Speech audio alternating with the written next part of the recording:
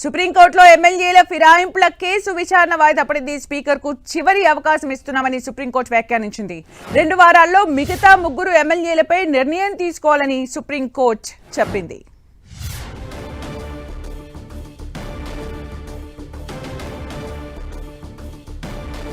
సుప్రీంకోర్టులో ఎమ్మెల్యేల ఫిరాయింపుల కేసు విచారణ వాయిదా పడింది. స్పీకర్కు చివరి అవకాశం ఇస్తున్నామంటూ కూడా సుప్రీంకోర్టు వ్యాఖ్యానించింది. మరిన్ని అప్డేట్స్ మా ఢిల్లీ కరెస్పాండెంట్ గోపి అందిస్తారు. గోపి, మిత్ర, సుప్రీంకోర్టు ఈ రోజు చాలా కీలక వ్యాఖ్యలు చేసింది. ఏదైతే పార్టీ మారిన ఎమ్మెల్యేల పైన చర్యలు తీసుకోవాలంటూ కూడా బీఆర్ఎస్ నేతలు దాఖలు చేసిన పిటిషన్ పైన మరోసారి ఈ రోజు విచారణ జరపడం జరిగింది. దీంట్లో ఇప్పటికే 7 ఎమ్మెల్యేలకు సంబంధించి కూడా తీర్పునిచ్చామంటూ సుప్రీంకోర్టు దృష్టికి స్పీకర్ తరఫు న్యాయవాది తీసుకురావడం జరిగింది. అయితే ఈ సందర్భంగా సుప్రీంకోర్టు కూడా అదే విధంగా ఘాటుగా వ్యాఖ్యలు చేయడం జరిగింది. ఇంకా ఉపేక్షించేది లేదు. 2 వారాల్లో ఆ మిగతా 3 ఎమ్మెల్యేల పైన కూడా ఏదో ఒక నిర్ణయం తీసుకోవాలంటూ కూడా సుప్రీంకోర్టు స్పీకర్ కు సూచించడం జరిగింది. అయితే కార్యయాపన చేయడము ద్వారా ఇది సమస్య పరిష్కారం కాదు, వెంటనే ఏదో ఒకటి తేల్చాలంటూ కూడా సుప్రీంకోర్టు తన అభిప్రాయాన్ని కూడా వ్యక్తం చేయడం జరిగింది. అయితే స్పీకర్ తరఫు న్యాయవాది స్పీకర్ కంటే ఆపరేషన్ చేసుకున్నారని, సెక్రటరీ జనరల్ కూడా మారడం తోటి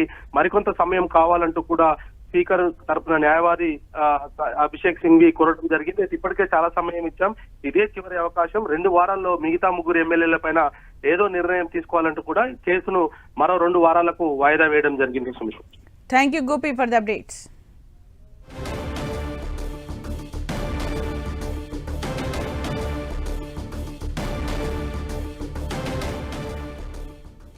సుప్రీంకోర్టు ఎమ్మెల్యేల ఫిరాయింపుకి సంబంధించి మరో 2 వారాల్లో 3 ఎమ్మెల్యేలపై నిర్ణయం తీసుకోవాలని సుప్రీంకోర్టు వ్యాఖ్యానించింది. స్పీకర్కు చివరి అవకాశం ఇస్తున్నామంటూ కూడా సుప్రీంకోర్టు వ్యాఖ్యానించింది. సుప్రీంకోర్టులో ఎమ్మెల్యేల ఫిరాయింపుల కేసు విచారణ వాయిదా పడింది. 2 వారాల్లో మిగతా 3 ఎమ్మెల్యేలపై నిర్ణయం తీసుకోవాలంటూ కూడా సుప్రీంకోర్టు వ్యాఖ్యానించింది.